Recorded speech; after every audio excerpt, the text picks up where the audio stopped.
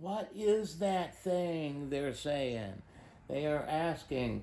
Oh, I've never seen something like that.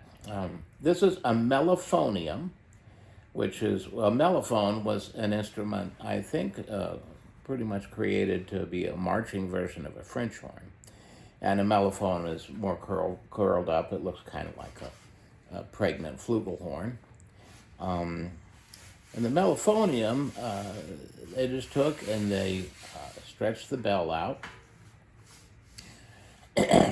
made it a very unwieldy instrument. It's like, at first, it's like, where do I put my hand in the middle of all of this, round French horn tubing?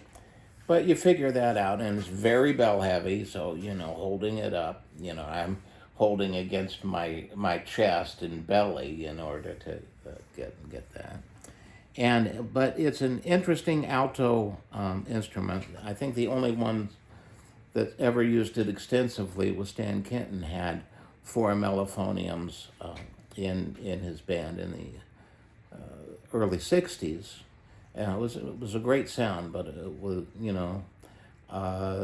just to add, because the big band, his big band had five soprano instruments, the trumpets,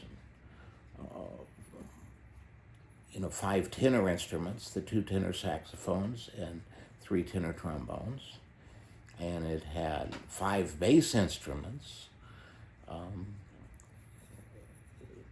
which were two bass trombones, two baritone saxes, and upright bass, and only one lonely alto instrument, which was one alto sax player, stuck in the middle there. So his idea was getting balance that out and put four more alto instruments in there, so you have five, five, five, and five.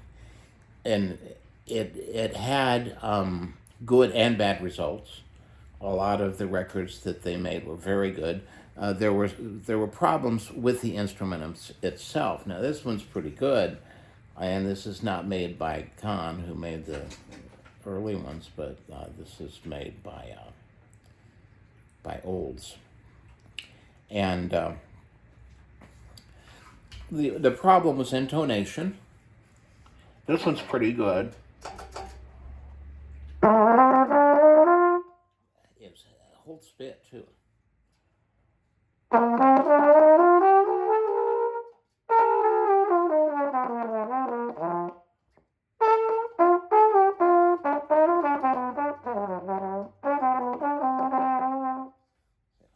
Spit out of there. It's a lot of round tubing that holds the water. So these are some of the problems, but the sound, once you start working with the instrument, you can get a lot of different things. You can play it mellow. You can get some mellowness out of it, so you don't have that blary thing. So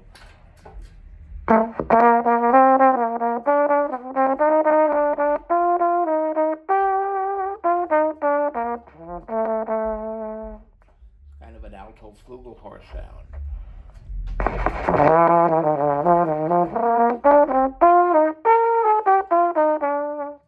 And you can make it roar. And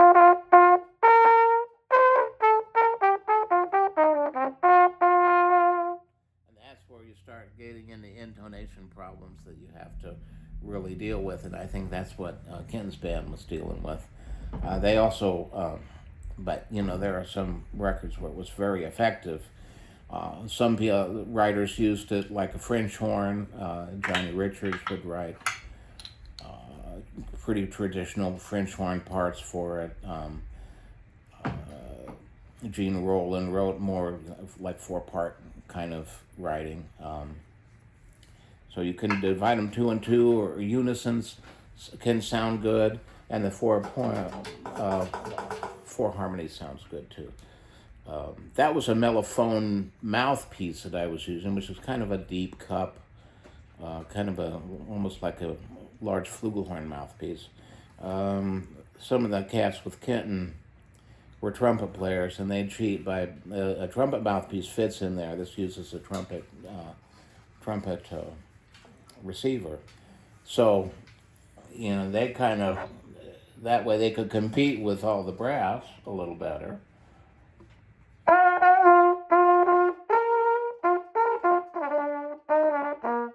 don't particularly like that sound.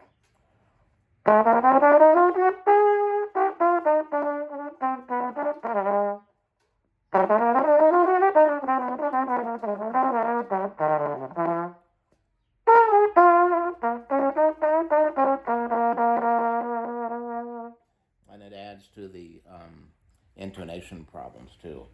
But, you could probably get used to it. They made it sound good. I'm going to go back to this deeper V mouthpiece because it's more of a sound that appeals to me, especially in a solo capacity. But anyway, people haven't used it much, and it's an absurd instrument, but it looks so impressive. And I kind of think of it as an alto flugelhorn almost.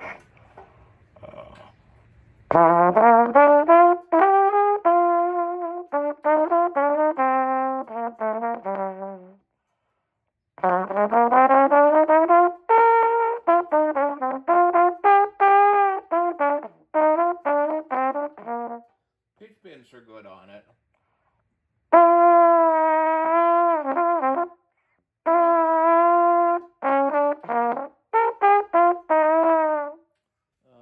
So it has some uses, and I enjoy playing with it. Anyway, this has been your Mellophonium Primer, and this is Dave checking out for now.